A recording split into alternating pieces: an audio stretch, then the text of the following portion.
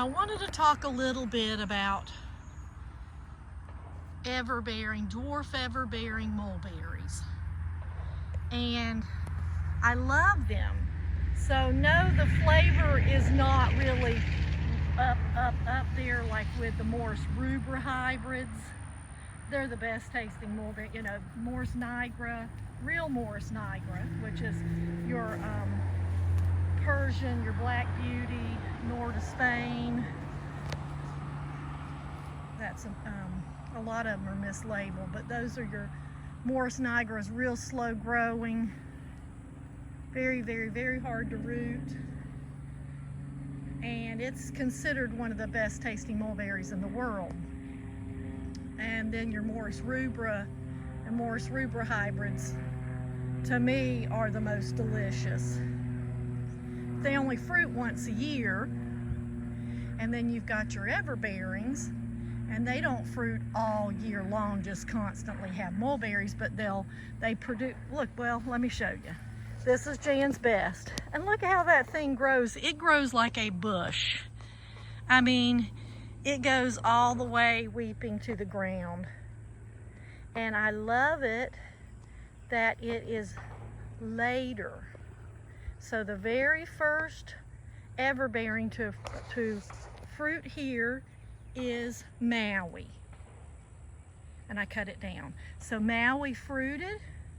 Once the fruit, there's just a few fruit that are ripe. Within like 2.5 weeks, the whole tree ripens up and it is gone. Let's say 3 weeks. And the Maui can be covered, and then all the fruit almost ripens at one time.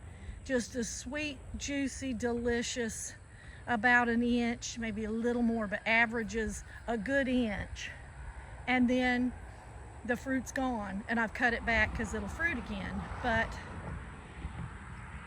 Maui is, I don't know what it's like, and I don't know what it is, what Morris it is. It's not the same as Jan's Best or Lakeland Tropical. It's completely different, and so it fruits and it's gone. And then the next one is Bryce's World's Best. So let's talk about that real quick. I'm sorry, I hope I'm not confusing you, but Bryce's World's Best is the exact same thing as World's Best, and it is very closely related to Thai Dwarf and Chiang 60. They are very, very closely related. So they're Morris Macrora hybrids, if I'm not mistaken. And they are just very similar. Some say that Chiang 60 is a little bit sweeter, and I can't really say because mine's in the shade and it kind of struggles, and I need to get it out and root one that's out in the sun. But it has been sweet to me, but then other times I go and it tastes, you know, just like Bryce's World's Best and Thai Dwarf. So they're very similar is what I'm saying. So if you have one, you may not need another if you're wanting to get ones that are different. So those dwarf Everbearings are very, very close to being the same. Bryce's World's Best, the same thing. Chiang 60, Thai Dwarf, those are very similar to World's Best and Bryce's World's Best. I don't know if I'm confusing you with that.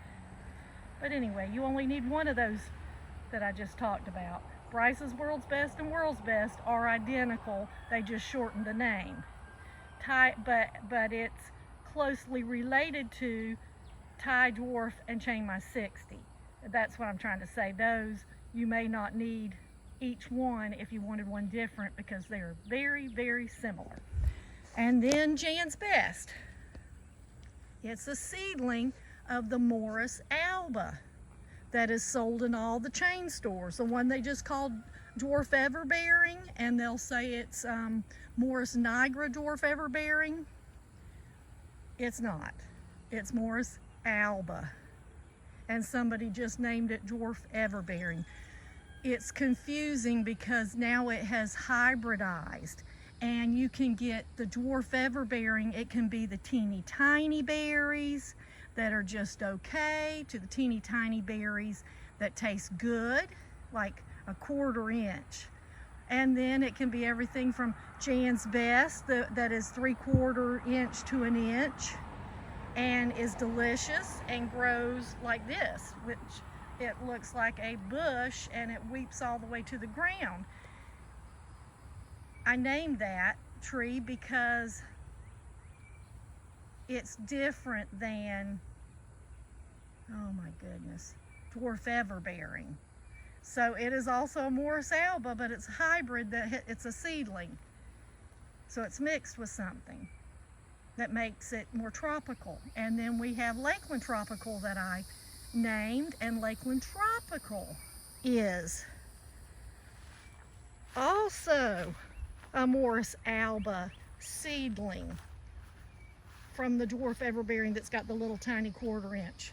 But it has hybridized with something, and it tastes just like Jan's Best. The berry's very good. Loads up just like Jan's Best, but it grows more like a tree. And I'm going to show you back here. And so if you have a Jan's Best or even a dwarf everbearing that they've called dwarf everbearing, and you're satisfied with the fruit being good, and you know, the fruit's, you know, 1 inch or less on this kind. And so you don't need a Jan's Best and a Lakeland Tropical unless you just want the difference of how the trees grow, because they taste just alike. But this is right here. Can you see it? It's Lakeland Tropical. And it's much taller. It does a little bit of weeping. It's a very pretty tree and loaded with fruit. So this everbearing and Jan's Best are about 3 weeks to a month behind World's Best. So it gives you some everbearing varieties at different times. So you get Maui. When it's done, you get World's Best. And then, you know, World's Best is ripening up, plus we've had a lot. And then this is probably 2 weeks from ripening. Jan's Best and Lakeland Tropicals, 2 or 3 weeks from ripening. So you get a longer period of time, and then you can cut them back and they will fruit again. I don't know if that's just confusing, but that's the everbearing story of the ones that do good here. Illinois everbearing, the real one, is not for this climate. It wants a lot of cold. And Girardi Dwarf does not wake and fruit. It wants lots more cold, lots more chill hours. So those are all also everbearing types, but I can't tell you much about them, although they're delicious. And Illinois everbearing, the real one, tastes like Tice and these Morris rubra hybrids, because it is a Morris rubra hybrid. All right, well, I hope that wasn't just a confusing mess. Have a great day. Plant lots of fruit trees. Central Florida, Zone 9B, and we get about 100 chill hours.